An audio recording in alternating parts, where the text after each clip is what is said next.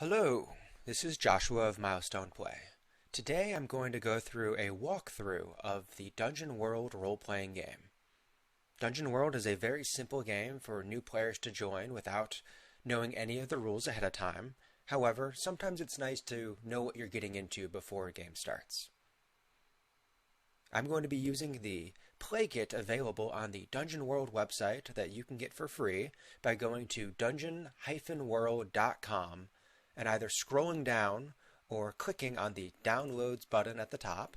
From there, you can download the play kit for free. The play kit has in it all of the sheets that players need, reference sheets, game master sheets. Before we get into what Dungeon World is, it's important to point out a difference Dungeon World has from most other role-playing games that people tend to think of. The most famous, being Dungeons & Dragons, has made the world quite aware of the D20, the 20-sided die. The 20-sided die does not make an appearance within the Dungeon World game. Instead, the primary dice used is actually going to be a 2d6 roll, two six-sided dice, and you add them together. When you roll two six-sided dice, you get a bell curve of possible probabilities. The most common number you are going to roll with 2d6 is a 7, and then they go down in likelihood until there's only a 1 in 36 chance of rolling either a 2 or a 1 in 36 chance of rolling a 12. This is important because when you're rolling dice in Dungeon World, you always know the probability of success. In Dungeon World, whenever you roll a 10 or higher, that is a complete success. Whenever you roll a 7 through 9, that is a partial success. I'll get into that in a little bit. And then if you roll a 6 or below, that is a failure. Now, the reason why this is important to note is you will be getting to add a couple things to your dice besides just the 2d6. And in most role-playing games, if you get to add 3, 4, 5, 6, 7, that changes how likely you are to succeed. But when you're using a 20-sided die, getting a +1 simply gives you a +5% chance of hitting a higher number. In Dungeon World, having 2d6, a +1 matters much more. Looking at this chart, you can see that depending on whether you have a +1, a +2, 3, 4, or having minuses on your die, greatly affect your chances of having a complete success, a mixed success, or a partial success, or a failure. As opposed to simply changing by 5%, the percentage change is vast. By the time you get to having a +3 or a +4 on a roll, it is highly unlikely that you will ever have a complete failure on such a roll.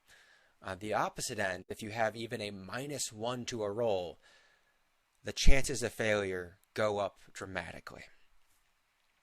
So, with the mechanical difference from more famous games like Dungeons & Dragons provided, let's go ahead and look at the Dungeon World playbooks.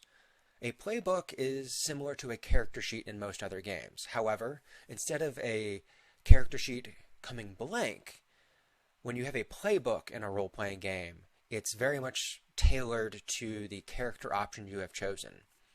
Specifically in this game, mirroring Dungeons & Dragons, your playbooks are going to be things like Barbarian, Bard, Fighter, Ranger, Wizard.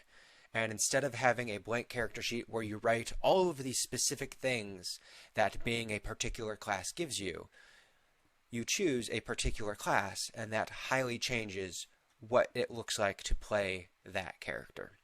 So I've gone to our Fighter character sheet for our example character on how to play. And there's a lot here, but I assure you there's really not that much. Everything a fighter character needs to play from first level all the way up to 10th level is on the front and back of a single piece of paper. One of the first things you're going to mechanically need to do when you make a character is to assign your ability scores. In Dungeon World, everybody starts with the same ability scores. You get a 16, a 15, a 13, a 12, a 9, and an 8. Now these numbers don't mean too much. Really, they help you figure out how easy it is to improve your numbers. The numbers in parentheses, the bonuses of +2, +1, -1, those matter much more in gameplay. So I'm going to take these numbers and I'm going to assign them to their different abilities. Now that our ability scores are assigned, we can continue on with a couple other things. I've already put our max hit points up within the heart at the top of the page. Every class has its own calculation of a set number plus their constitution score. Now, it is important that this is the actual score next to the word and not the bonus that you're going to be adding to your 2d6 rolls when appropriate. In addition to assigning these scores, a couple other things that we can do that are a bit more important when you have a party and you go on an adventure as opposed to just an example, is choosing our alignment, bonds, and race. Every class has a small list of suggested alignments as well as a space for you to make up your own if you and your game master wish to do so. The important part of alignment is it comes up at the end of every session when determining how many experience points are gained at the end of session wrap-up. If you have done the thing that your alignment says you should do, you get an additional experience point. For our bonds, every class comes with a list of fill-in sentences where you are to put another player's character name. For instance, if you are playing with a wizard named Godfrey, you could put Godfrey owes me their life whether they admit it or not. And that acts as a story prompt of, well, what did you do to save Godfrey's life? And that can then be explored during the gameplay. Similar to alignment, if the game ever gets to a point where you reconcile whatever that bond is, you can go ahead and erase that name, and both you and that other player character will be getting an additional experience point at the end of the game. Like always, there's room for additional space for any new bonds that you think come up that are rather important that you'd like to see play out throughout further sessions. Finally, of the list on the right-hand side, there are the races, and every class comes with 2 or 3 available races to choose from. Occasionally, there will only have one option, but there's always the option for writing in your own. In a difference from games like Dungeons & Dragons, where all dwarves get the same bonuses to a character, or all elves get the same bonuses, the bonus you get to your character is specific to the race for your class. So a wizard dwarf is not going to get the same bonus that a fighter dwarf gets. Moving away from the stats, we move on to our starting moves. In Dungeon World, a move is any action that comes with success or failure. There are a list of basic moves that we are going to be going over in a bit, but for here, we have a couple moves that we either automatically get or we need to make choices for. Skipping our signature weapon for now and going down to the bottom, we have an example of 2 moves that are completed on their own: Bend Bars, Lift Gates, and Armored. Bend Bars, Lift Gates is an example of a move that you have to roll for. This is something that, as states, when you use pure strength to destroy an inanimate obstacle, you make a roll plus strength. Whenever it says roll, that is the 2d6 roll that we have already discussed. From there, it tells us that on a 10 plus, so getting a 10 or higher on that roll, we get to choose 3 of the options below, and on a 7 through 9, we get to choose 2. If a move does not specify what happens on a 6 or below, that hands the gameplay over to the Dungeon Master to describe what that failure may look like. Now, failure isn't always good for a player, but it pushes the story forward, and additionally, every time you roll a 6 or below, you get an experience point. The Armored move is a move that does not have a roll involved, but modifies how other elements of the game are played.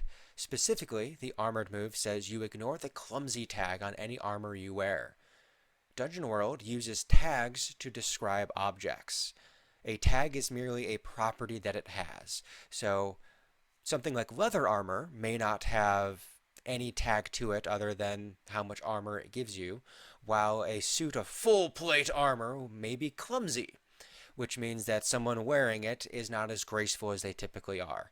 In this case, you as a fighter are trained to use heavy armors, which means that if there's an armor that has the clumsy tag, you don't have to worry about it. You know what you're doing. So, those are examples of starting moves that are complete within themselves.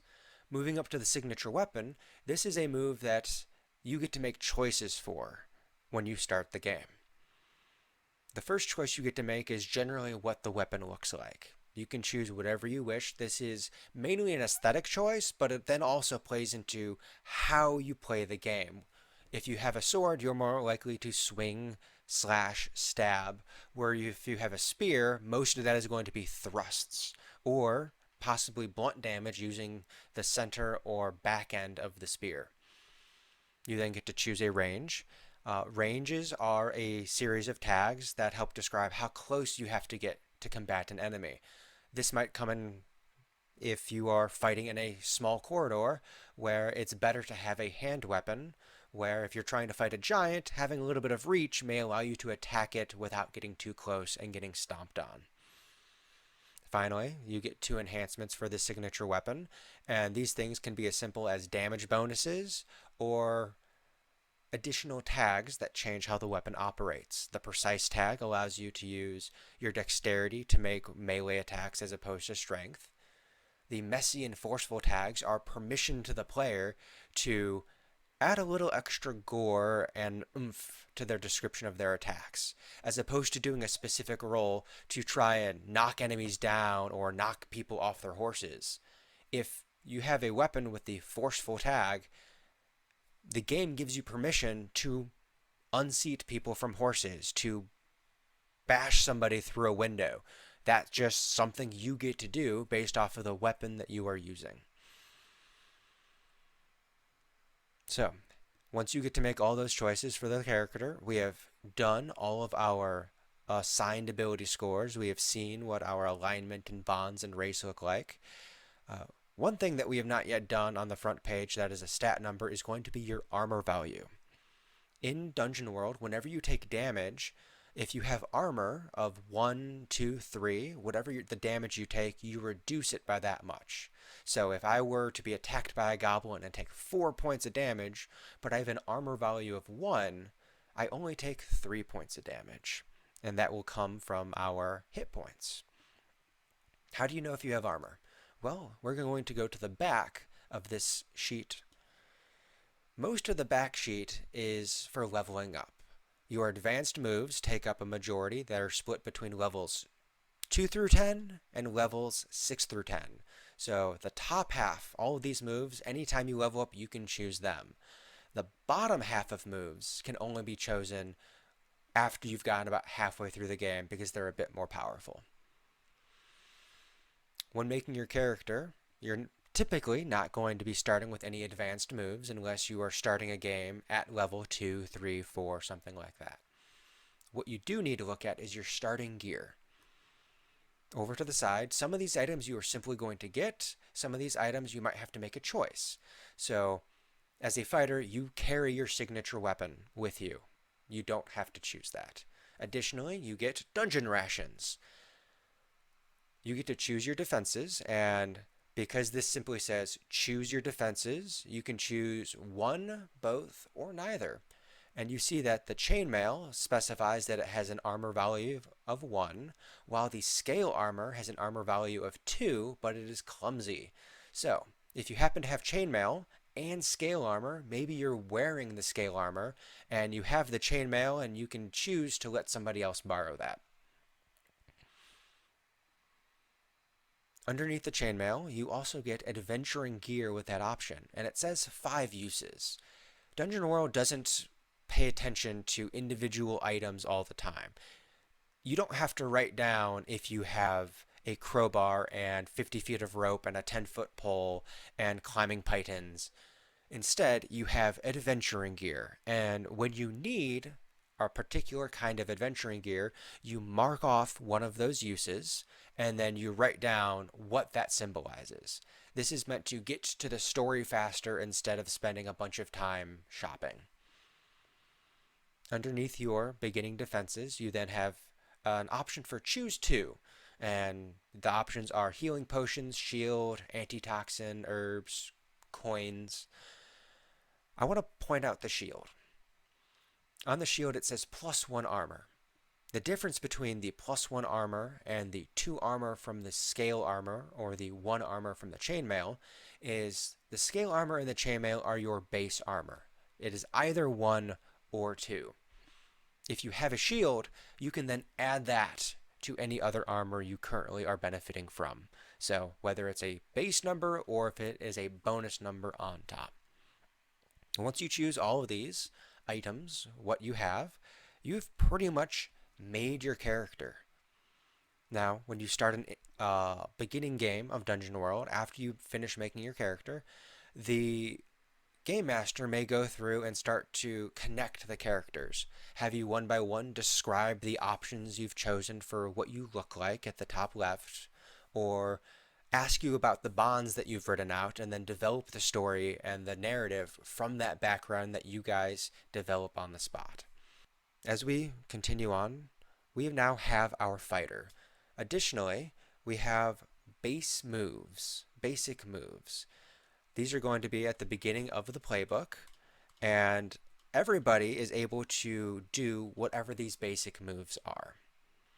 In Dungeon World, we don't have rules for simply making one attack against a goblin, making one arrow shot against an orc. Instead, we do things like hack and slash or volley, where if there is a group of 5 orcs, you can describe, I run down and I start attacking the orcs with my sword, swinging back and forth. Well, you went down and you started attacking all of the orcs. In this case, this would be a hack and slash that the Game Master may call for, where you get to roll plus your strength. If you succeed, you get to roll your damage against all of the enemies. However, if you fail and they get to attack you back, well, all of the enemies are attacking you. As we look through a couple of the other moves, volleying is different from hack and slash. Any ranged attack, there's differences on what a partial success looks like, where as opposed to a partial success on a hack and slash being you damaging them and they damaging you, a partial on a volley may mean that you have to move into danger to get a better shot. You may not get the best shot you want and do less damage than you wanted, or you may use up some ammo. Similar to adventuring gear, we don't track every arrow in Dungeon World. Instead, you may have a quiver with 3 ammo in it, and the ammo only goes down when some move says you used more arrows than you thought you just did, and you're kind of running low now. Take that 3 down to a 2, take that 2 down to a 1, and when you use that final ammo, that symbolizes when your quiver has run dry. One of the other common items that you'll be using on this basic move sheet is Defy Danger. Defy Danger can be anything from trying to run by a troll without being grabbed or slashed at, up to trying to sweet talk your way past guards. The only thing that changes is what you are adding to the roll. If you are trying to nimbly get by a trap, you might be defying danger with your dexterity, where if you are trying to think through a puzzle before the room crushes in on you, you might defy danger using intelligence. Another thing to be made note of is an item called Hold. If we look at the Defend move, when you stand in defense of a person, item, or location, you get to make a roll plus Constitution, and depending how well you roll, you may have 3 hold or 1 hold.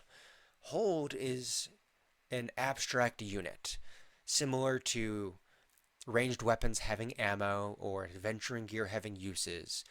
Whenever you do a move that gives you hold, that is simply potential for action. You have already succeeded on attempting to defend something, and then it gives you a list of options underneath of what you can spend that hold on. Other classes, such as a druid's wild shaping ability, turning into different animals, polymorphing into them, wild shaping into them, may give you 1 hold, it may give you 3 hold, and depending the animal you turn into, you can do different things with that hold. If you turn into a bear, you might be able to maul somebody, you might be able to withstand many blows.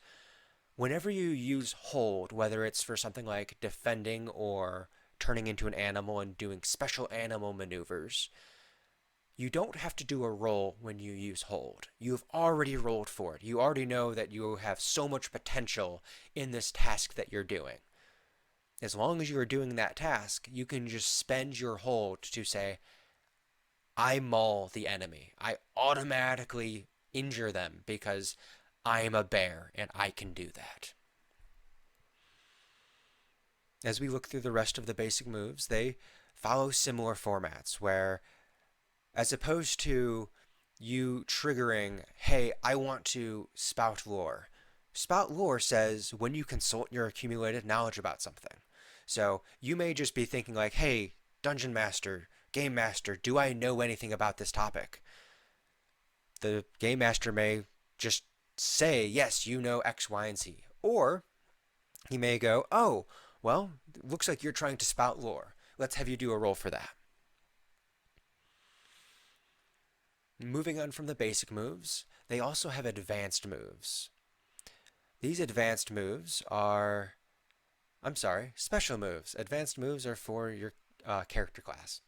Special moves are the exact same as basic moves, but they just come up less often. They're just much more rare to do, and it is a separation of one front of the communal move sheet versus the back section where things happen less often. But they follow the same format where when you take a general form of action, it instructs you how to continue on through that. And who knows, maybe when we play, you'll level up too.